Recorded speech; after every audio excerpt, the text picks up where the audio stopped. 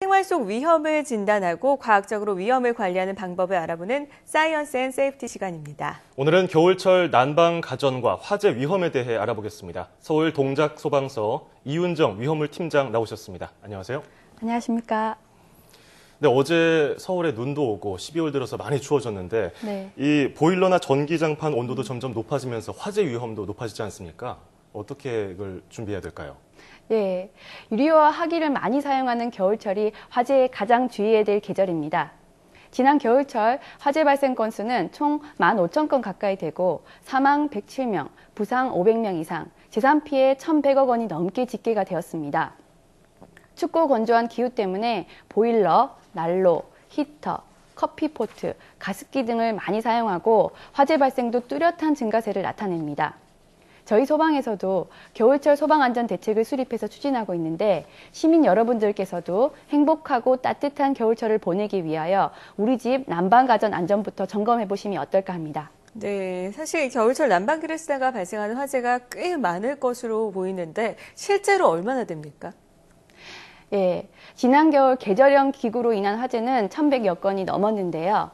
가스, 석유, 목탄 등 난로로 인한 화재가 266건, 보일러 162건, 전기장판이 150건, 전기히터가 113건이었습니다.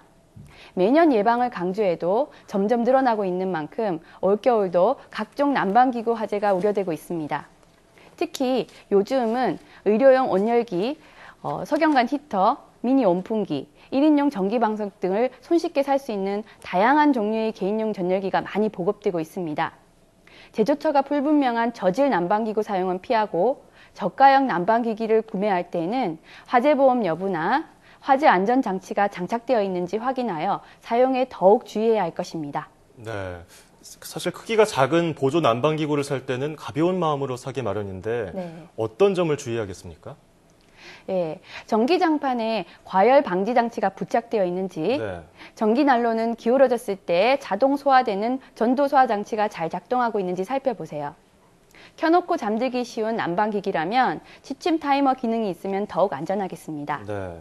온도 감지 온오프 센서, 과전류를 차단하는 전자기판 보호 퓨즈 장치, 과열 시 연료를 차단하는 장치 등 안전장치가 2중, 3중 이상 많을수록 유효합니다. 여기에다가 개별 스위치나 가부화 시 자동으로 전기를 차단시켜주는 안전장치가 설치된 멀티탭을 사용하면 더욱 좋습니다. 네, 작년에 쓰던 난방기를 슬슬 꺼내서 가동하기 시작하는데 특별히 주의를 좀 해야겠습니다. 네, 갑작스런 추위에 오랜만에 보일러를 돌리게 되는데요. 방치되어서 먼지가 끼고 녹슬면 효율은 물론이고 안전이 많이 떨어지게 됩니다. 기름이나 가스보일러는 연소가 일어날 때 분진이 발생하고 이것이 내부에 누적돼서 오작동이나 화재 위험도 생깁니다. 네.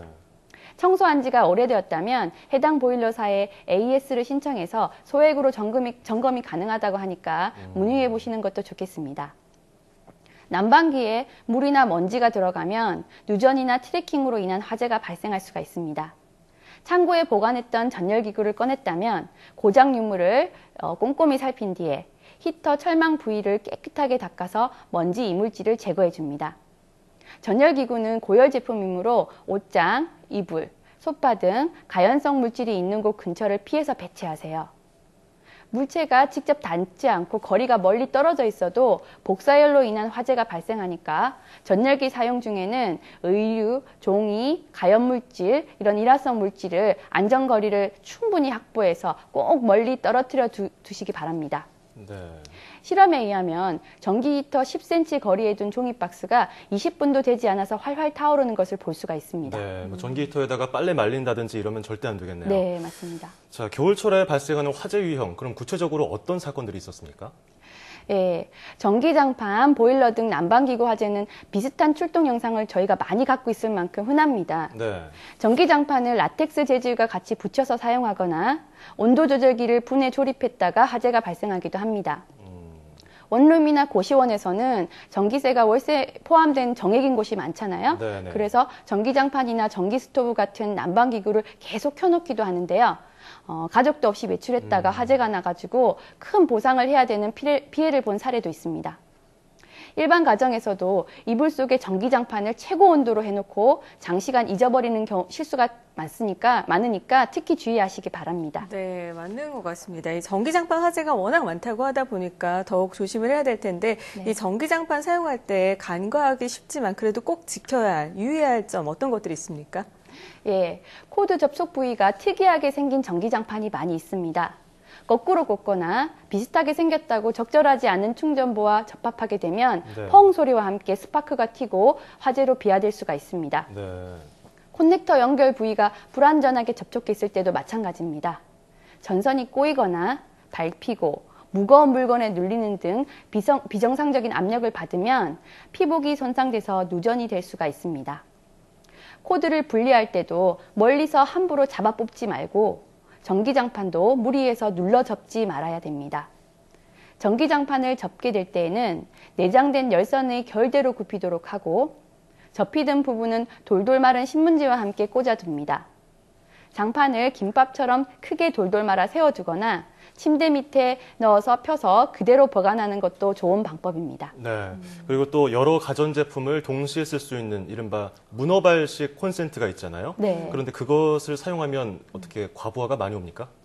네, 겨울철에 사용하는 전열기구는 평균 소비 전력이 대략 1000W 정도인데요. 네. 이것은 텔레비전 7대를 한꺼번에 사용하는 것과 비슷한 소비량입니다. 그 정도군요. 네, 2000W이면 에어컨 2대입니다. 전열기는 많은 전력을 소모하는 만큼 한 콘센트에 여러 개의 플러그를 꽂으면 과부하가 걸려서 전기합선 사고 발생 위험이 너무나 높아집니다. 일반 가정에서는 가급적 전열기구 2개 이상을 가동하지 않도록 하고요. 전기기기 용량이 전압이나 이런 데 적합하도록 주의해 주세요. 네. 네. 이외에도 취침 시에는 국소형 난방기구를 끄고 주무셔야 됩니다. 네네. 외출할 때는 스위치를 꼭 끄고 플러그를 뽑아야 되고요. 난로를 켠 채 이동하지 말고 흘린 기름 등 가연물을 철저히 정리해야 됩니다. 전열기 등의 자동 온도 조절 장치의 고장 여부를 수시로 확인해 주고요. 임의로 분해 조립하지 말아야 됩니다. 네. 그리고 전기 가스 히터의 복사열 화재 등을 다시 한번 명심해야 될 것입니다. 네, 끝으로 이 겨울철 집안에서 화재가 발생했다. 이럴 때 어떻게 대처해야 될지 요령을 좀 알려주시죠. 네, 화재 발생 초기 3분 정도 이내에는 네.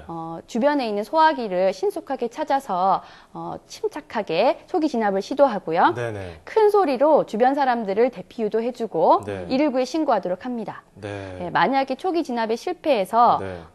그 화재가 확대되어 있을 경우에는 네. 신속하게 5개로 대피를 하는데요. 네. 만약에 아파트에서 현관 탈출이 실패했을 경우에는 네네. 베란다의 경량벽 등을 이용을 합니다. 네. 예, 경량벽은 그 아파트 베란다에서 강한 충격을 주면은 비교적 손쉽게 부술 수가 있습니다. 아, 그렇군요. 예, 이러한 화재 초기 진압 요령이라든지 네. 대피 요령에 대해서는 다음 시간에 좀 더 자세히 알아보도록 하겠습니다. 네, 소화기를 찾고 대피를 유도하고 119에 신고하는 거 네. 이것을 기본으로 기억하고 있어야겠네요. 네, 경량벽 사용까지. 경량벽 사용 알겠습니다. 네. 자, 오늘은 겨울철 난방 가전과 화재 위험에 대해 서울 동작소방서 이윤정 팀장과 함께 알아봤습니다. 오늘 고맙습니다.